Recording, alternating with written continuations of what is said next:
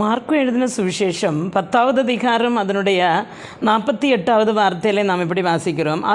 அவன் பேசாதிருக்கும்படி அநேகர் அவனை அதட்டினார்கள். அவனோ, தாவீதின் குமாரனே, எனக்கு இறங்கும் என்று முன்னிலும் அதிகமாய் கூப்பிட்டான் என்று காணப்படுகிறது. இப்போ தனக்கு இறங்க வேண்டும் என்று சொல்லி ஒரு குருடன் கூப்பிடுகிற போது பக்கத்தில் இருக்கிறவர்கள் என்ன செய்கிறார்கள்? பேசாதேரி என்று அதட்டுகிறார்கள். ஆனாலும் அவன் முன்னிலும் அதிகமாய் கூப்பிட்டான் என்று காணப்படுகிறது.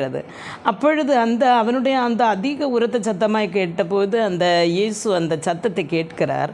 அவர் சொல்லுகிறார், அவனை கூட்டிகிட்டு வாருங்க அப்படின்னு. நாம் அப்போ கூட்டிகிட்டு வரேன்னு சொன்னபோது சீடர்கள் என்ன சொல்கிறார், அதனோட 50-51 வசனங்களை வாசிக்கும் பொழுது உடனே அவன் தன் மேல் வஸ்திரத்தை விட்டு எழுந்து இயேசுவினிடத்தில் வந்தான். இயேசு அவனை நோக்கி, நான் உனக்கு என்ன செய்ய வேண்டும் என்று கேட்கிறாய் என்றான். அதற்கு அந்த குருடன், ஆண்டவனே, நான் பார்வை அடைய வேண்டும் என்றான். அருமையான தேவனுடைய பிள்ளைகளை, எங்களை இயேசு கேட்கிறார், நான் உனக்கு என்ன செய்ய வேண்டும் என்று சொல்லி. அவன் சொல்கிறான், நான் பார்வை அடைய வேண்டும் என்று சொல்லி. அப்போ அவன் குருடன் என்று இயேசுக்கு தெரியும், ஆனால் தெரியாமல் அல்ல, ஆனால் அவனுடைய மனதில் இருக்கிறதை கர்த்தருக்கு தெரிய வேண்டும் இல்லை. அவன் இயேசு அதிகமான பழங்களை ஏன்னு சொன்னால் அப்பங்களை எல்லாம் அவர் என்ன செய்கிறார், விருத்தியாக்கி சாப்பிட கொடுத்தார். கானாவூரில் கல்யாண வீட்டில் அற்புதம் செய்தார். இது எல்லாம் இந்த குருடன் அறிந்திருக்கிறார். ஆனால் இவன் பணத்தை கேட்குறானா, சுகத்தை கேட்குறானா என்று அறிய ஆண்டவனுக்கு, நான் உனக்கு என்ன செய்ய வேண்டும், குறைய பணம் வேணுமா, சுகம் வேணுமான்னு கேட்குறார். ஆனால் அவன் என்ன சொல்லுகிறான், கர்த்தாவே, நான் என்ன செய்ய வேண்டும், பார்வை அடைய வேண்டும் என்று சொல்லி கேட்கிறார். அருமையான தேவனுடைய பிள்ளைகளை, இன்றைக்கு நாம் பார்வை உள்ளவர்களாக இருந்தும் நாம் என்ன செய்கிறோம், ஆவிக்குரிய அந்தகர்களாக இருக்கிறோம்.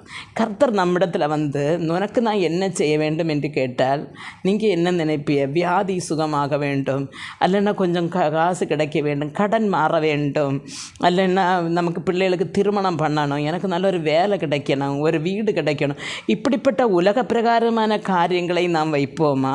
ஆண்டவரே, எனக்கு ஆவிக்குரிய மர்மங்களை அறிய, தேவனுடைய ராஜ்யத்தின் ரகசியங்களை புரிந்து கொள்ள, வரும் காரியங்களை அறிந்து கொள்ள வேண்டிய ஒரு தெய்வீக ஞானம் வேண்டும் என்று கேட்போமா? அன்றைக்கு நாம் நம்மை தானே என்ன செய்ய வேண்டும் அதை சிந்திக்கலாம். அவன் போர்வை எறிந்தான் என்று கொடுக்கிறது. போர்வை என்று சொல்லும் பொழுது இந்த உலக பிரகாரமான ஆசைகள் தான் அந்த ஒரு போர்வை. அந்த போர்வை எறிந்து உண்மையான ஒரு ஆவிக்குரிய வாழ்க்கை நாம் வாழும் பொழுது கர்த்தர் நம்மோடு என்ன வேணும்னு கேட்கும்போது நாம் இந்த உலகத்தின் ஆசீர்வாதத்தை விட அதிகமாக ஆவிக்குரிய ஆசீர்வாதங்களை கேட்போம். அருமையான தேவனுடைய பிள்ளைகளை, நாம் அவன் பார்வை அடைய வேண்டும் என்று கேட்டது போல நாமும் ஆவிக்குரிய அந்தகாரங்களை மாறுவோம். என்னென்ன குருடர்களாக, ஆவிக்குரிய நிலைமையில் குருடர்களாக இருக்கிறதை விட்டு பார்வை அடைய கர்த்தரிடத்தை ஜெபிப்போம். கர்த்தர் தாமே ஒவ்வொருவருக்கும் ஆவிக்குரிய வரங்களையும் கனிகளையும் தந்த வழி நடத்துவாராக.